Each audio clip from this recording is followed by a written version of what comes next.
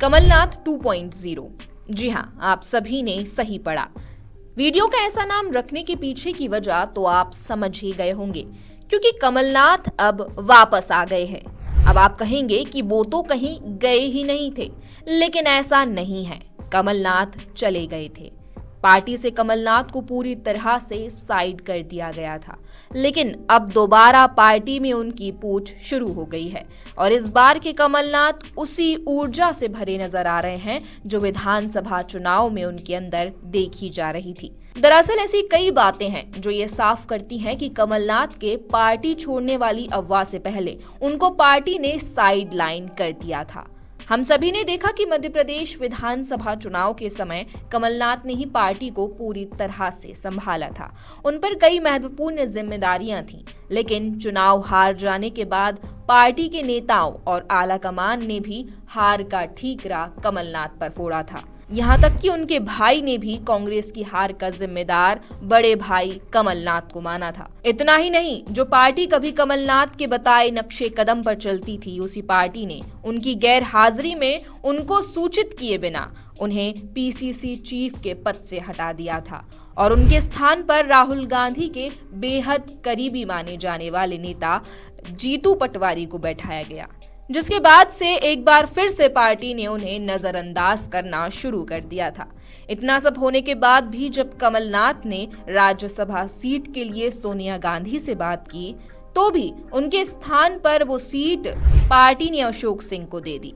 ऐसा लग रहा था जैसे पार्टी उन्हें कोई भी जिम्मेदारी देना ही नहीं चाहती, जिसके बाद से ही उनकी पार्टी छोड़ने की अटकलें और ज्यादा बढ़ गईं। और ऐसी खबरें सामने आने लगी कि जल्द ही कमलनाथ अपने बेटे सांसद नकुल नाथ के साथ बीजेपी ज्वाइन कर सकते हैं और कांग्रेस से इस्तीफा दे सकते हैं। मध्य प्रदेश के कमलनाथ के पार्टी छोड़ने की अटकलों को लेकर अब मध्य प्रदेश से लेकर दिल्ली तक सियासत गर्म है। लेकिन ऐसी खबरों पर विराम लगाते हुए उन्होंने ये साफ कर दिया कि वो कहीं नहीं जा रहे।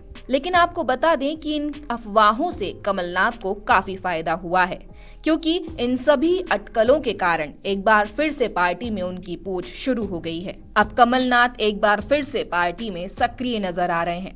रविवार को कांग्रेस की वर्चुअल मीटिंग में भी कमलनाथ शामिल हुए और उन्होंने कहा कि मैं लोकसभा चुनाव में प्रचार करता रहूंगा। लोगों को बता दें कि उम्मीदवारों को लेकर अभी चर्चा चल रही है, लेकिन आपका नाम फाइनल है।